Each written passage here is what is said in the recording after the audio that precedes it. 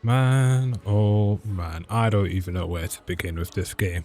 Anyway guys, CJ Inferno here today with another review, this time for Echoes of Aincrad Sword Art Online, which was a game that a lot of people, including myself, was looking forward to, but severely undelivered in like a lot of areas. So I'm mainly going to be going over a bit of the story, the gameplay, which is probably like my main issue, the world, all of that stuff, and whether or not you should buy the game at full price or wait for a sale.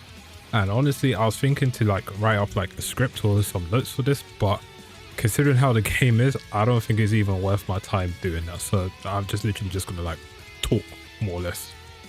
So, story for Echoes of Aincrad. Essentially, it follows the original Sword Art Online anime for the first two floors, while still having its own like original story with our, main character and some of the other characters that we get to meet, right? Now, that's probably most people's like red flag there, is that we only have two floors. If there was maybe like 10, 20, 30 or something, fair enough. You can't do all of it, right? But I think at least then people will be like, alright, we get to see a sizable amount of the story. But only the first two floors, you do meet some characters from like the Sword Art Online universe. But apart from that, and this is like, within like the first floor and going to like the second floor at the start, apart from that, you don't see them again for the story pretty much. They are gone, they're doing whatever they need to do, right? And then we're stuck with like, the characters that, that are part of the main story for our character, right? Which is not too bad in a sense, but at the same time, Sword Art Online, you can't really be just ignoring, the big characters all the time. But I can kind of see where they're getting at with the way they wanted to go with it. For the most part, the characters that we did get to meet, I did enjoy them for the most part, except for Lana, who I found severely annoying, like very just, uptight, I want everything done my way, who are these fucking losers, do everything for me. One of those people that I really despise of, right? But apart from that, everyone else, I enjoyed their story. It's a shame that, the people that you kind of play with in the beta, as I would call it, right? You don't get to see them again. Slight spoiler alert, so if you guys don't want to hear it, you can skip over. But one of the characters, what's her name, Sayu, she kills herself pretty much. She like loses the plot and she's like, yeah, I'm done, and just jumps off a cliff. Wiseman, he sees it, he says he needs some time to think. After that, we just never see him again in the story. And then Clark was just never there, he just got killed off early by some monsters, which caused Sayu to actually go and kill herself. So you don't really see them anymore that much. They're stuck with Iori, Zash, and some other characters. I can't remember the name at the top of my head, but you meet them throughout the story. I think they're pretty decent for the most part. Their gameplays are pretty decent as well, which I'll go over later on. But overall, in terms of their characters and how they operate, yeah, I actually enjoy them. So essentially, the main story goal for us is to basically stop like a god resurrecting and like basically killing off everyone before they get a chance to reach level floor 100 and clear the game. That is our main task, and essentially we do get to do it, but there are some like few twists and turns here and there in it. And at the ending of the true ending, right, because there's something else to do after you finish the main game. There is a scene after you beat the final boss where it shows, the two PK killers that you saw in the beta, or demo you want to call it, right, basically preaching. So maybe they might come to the DLC, or who knows, maybe Echoes of Aincrad 2 they might do some years down the line, right? But we'll just have to wait and see on that end. But yeah, overall, story is pretty decent for the most part, but it's Sword Art Online, so you kind of already know what to expect, right? I'm just kind of curious how they're going to incorporate, these newer characters in the universe. Now, as for side questing and stuff, pretty standard for your typical action game, JRPG games, right? Go select a mission, go and do it. You meet some new NPCs in towns, they give you some missions, you go and do it. As for like the Sword Art Online characters that you meet, so Kirito, Asuna, Silica, Lisbeth, Agile, and Klein, they have like their own story quests as well. To do them, you need to find these things called hidden terminals, which are pretty much scattered across each like main story quest, usually early on, right? And then once you find them, it triggers their basically their quest line, right? So essentially, I would say try to look out for them, try and scour for like places that you think you've gone and you haven't actually double checked, because it happened to me on the second main mission. I actually missed one hidden tenement, and that's because I saw the stronghold, but I didn't know you can go downstairs, which I felt so stupid for. But yeah, find them, you can do their quests, and then you can recruit them after that, and you can use them in some of the missions. On that note, there was a bug for one of the missions. So essentially, I don't think you're supposed to be able to use like Kirito, Asuna, all of them guys, right? But the game allowed it. So I just picked a class like, okay, cool, I've unlocked Kirito, let me just use it for a bit, right? I finished the mission and then I just see a black screen there and I'm like, what's going on? You know, so I closed the game, opened it up again, finished it, same thing. I said, okay, clearly something's wrong. So I said, let me go and just pick, you know, one of the characters that are actually supposed to be part of this main quest. And lo and behold, the quest actually, you know, continues. And I was like, okay, clearly that's a big oversight on their part, right? Supposedly they're going to fix it, but we'll just have to wait and see. Now, the gameplay for Sword Art Online is quite something, to say the least. For the most part, I did kind of enjoy what I played. Funny enough, there's only like a fair amount of weapons that you can use, or I say classes, I should say, more or less, right? You got your normal sword, you got your rapier, you got your dagger, you got your mace, you got your great sword, and then you got your axe. There's no bow, there's no spear, you know, there's no magic as well, because, you know, magic wasn't really a thing back then. I know people are kind of a bit pissed about it, because when I was streaming, they're like, oh, why is this not here? Why is that not there? But I think most people forget that this wasn't a thing back then. You know, obviously later down the line in Sword Art Online, we saw all of the stuff added in, right? But early days, it wasn't like that, you know. So I played with the axe throughout my playthrough. Funny enough, in the demo, I actually did start with a great sword, but I said, you know, let me just go axe for once, right? I said, let me be the, you know, big hitter, you know, just bonk every enemy that you can. And for the most part, it done quite well. You do get a fair amount of moves that can like just stun enemies or down them, and you can deal more damage as well. Got some moves where you could, well, one specific move where essentially it's just like, you know, a Hail Mary, you just swing your axe around, you just hit everything around it, which was really good when it came to certain bosses, because my god, I'll go into a detail later, but some of them are really tedious, right? But overall, I enjoyed it. To get like all the moves and stuff, you need to get the weapon to level 10, and then after level 10 you can continue to level it up to get basically a weapon XP points, right? Which then you put into your moves so you can deal more damage, and the cooldown for them goes down as well. So pretty standard. You could do them for all your weapons as well. It's not too hard to level up, especially if you like exploring, just beating up every enemy that you come across. But I just stuck with the axe, so I maxed out my axe like pretty early on into the, I wouldn't say early, but like I'd say probably like 30 hours into the game, right? And it was done. Now theory, I could have just swapped weapons, but I was like, nah, let me just stick with the axe and then I'll do the other weapons later down the line.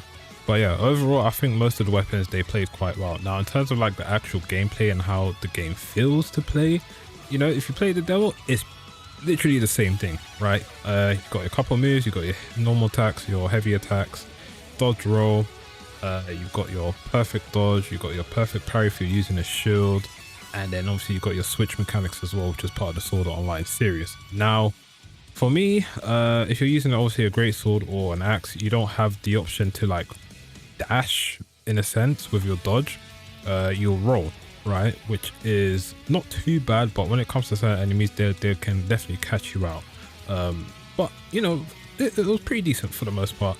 Now, in terms of like leveling up your character and stuff, I thought the max level was 100. However, it goes beyond that. So I'm thinking maybe it's like 150 or even 200, which is nuts to even think about. So by the time I was finished with the platinum trophy, I think I was like 115, sorry, right? And there's a lot more to be done in terms of leveling. But I'm just like, do I really need to do it? It's like, nah, let me just leave it now. I think I'm good with it. But you know, for those guys who want to be true completionists, yeah, I think the max level is either 150 or 200. Obviously, don't quote me on that, but that's my guess, because you know, certain quests are like, oh, you can get this item up to like 150 and above, or you can do the true final boss at like level 200. Well, it's level 200, right? But yeah, it's one of the two. It's one or two.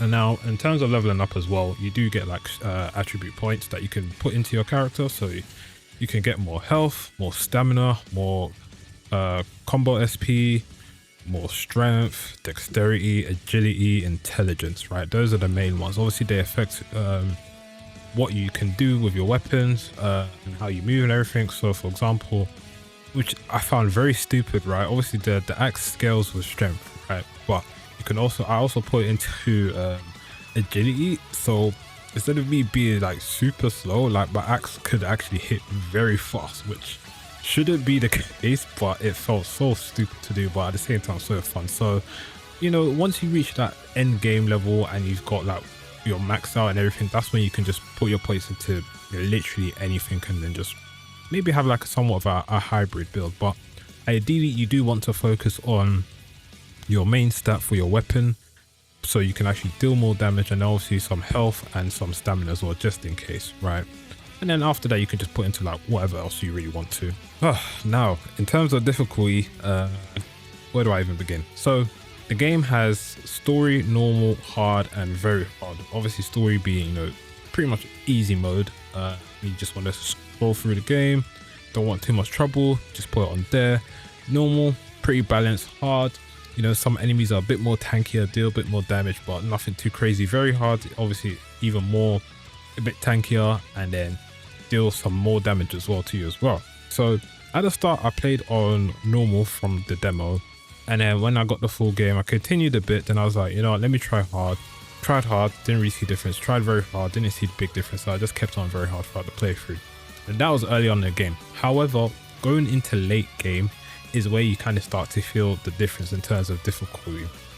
So I started to notice with some of these boss fights, right, some of them they have like elite enemies as well, and they can literally just mow you down and not even give you a chance to move or do an attack or something. Sometimes I even got wombo combo to death, and I'm like, bro, what the actual fuck is going on, right? So keep that in mind with your difficulty. Obviously you don't get like any, say, extra loot or extra XP or something on the higher difficulty, so at that point it's just like, you know, bragging rights, or just for yourself to say, you know, I want something a bit more of a challenging playthrough.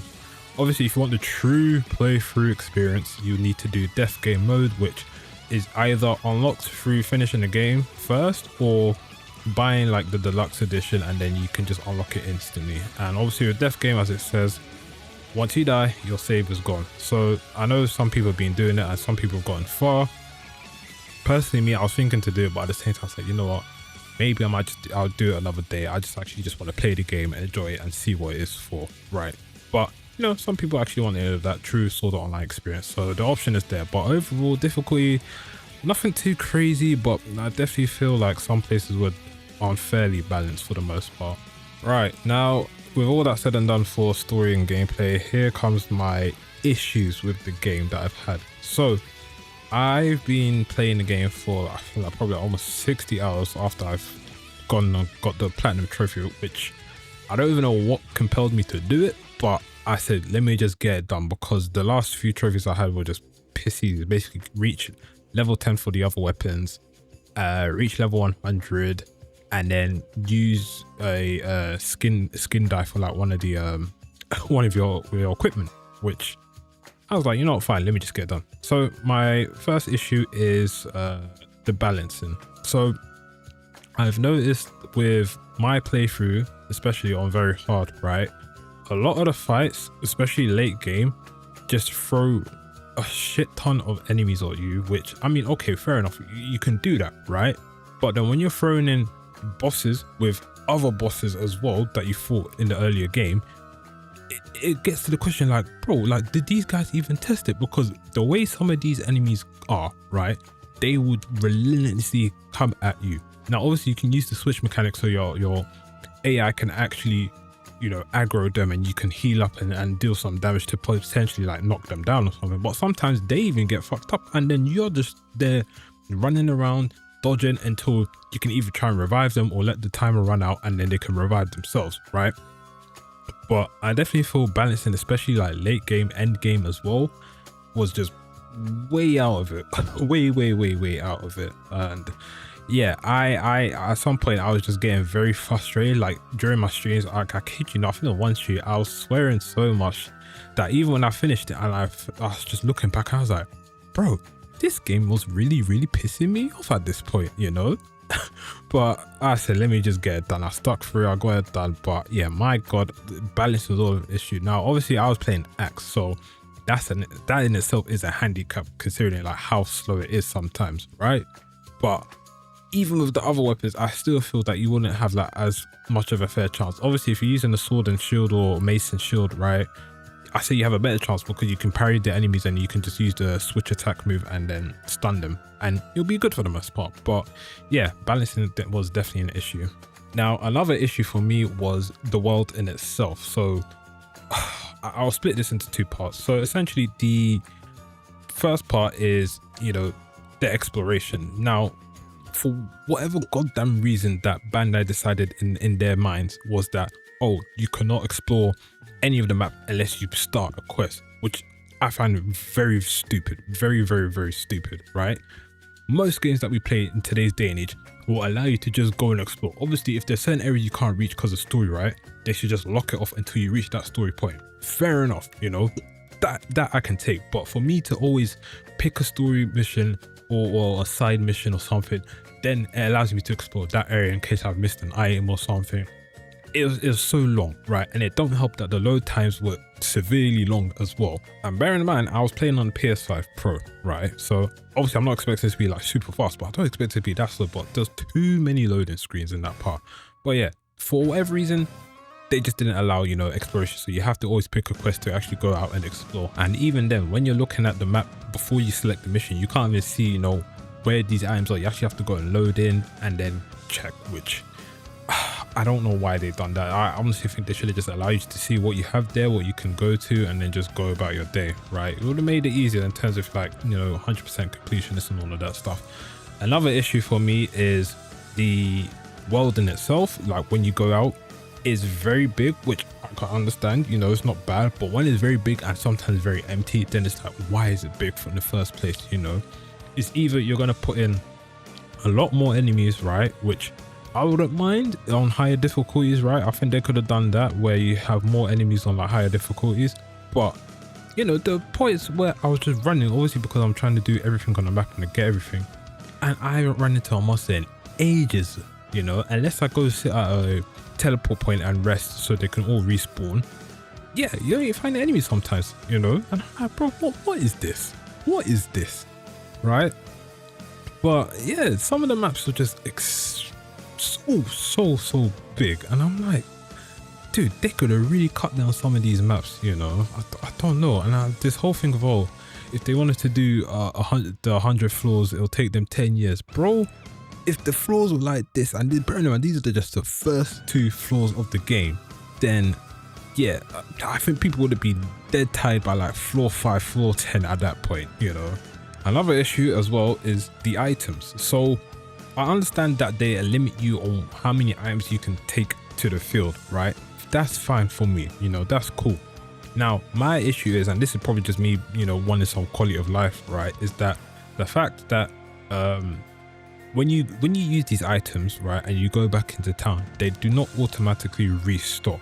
You would have to go back to your chest. You have to TP to it, open up the chest menu, go to your items, restock it there, or either go, if you still haven't, if you didn't use all your items, right, you only used a few, you would go to the main terminal and restock your items there, you know, or just fill it up, right? But my thing is that they could have easily done a thing where, you know, you say you have, you know, a set of items that you always use, right? You could probably do that as a one set, right? Maybe they could have given us like maybe 5 sets of loadouts where you can put different items, right, and select which one you wanted to go out with on the field. You could have done that, and then, you know, when we come back and you say we've finished some items, you could have said, oh, do you want to restock or something like that, just to make stuff, you know, flow better and everything, instead of going back here, adding your items here, doing this, doing that. I was like, bro, this is so fucking long. Like, there's so many times that I actually forgot to get items that I had to go to the main map, TP to a teleport point, then wait for the loading screen, open up the thing again, then return to town, wait for the loading screen, go back to the chest. You can see where I'm going with this, right? It's just severely long and annoying at that point.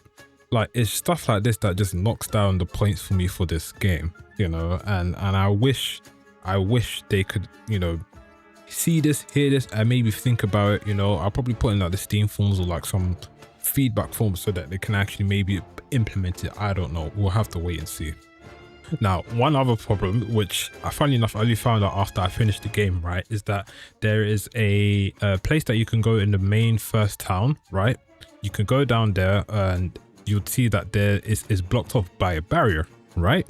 Now you're thinking, okay, it's blocked off a barrier, right? I need to reach a certain point in the story to get here, or, you know, do something like that, right?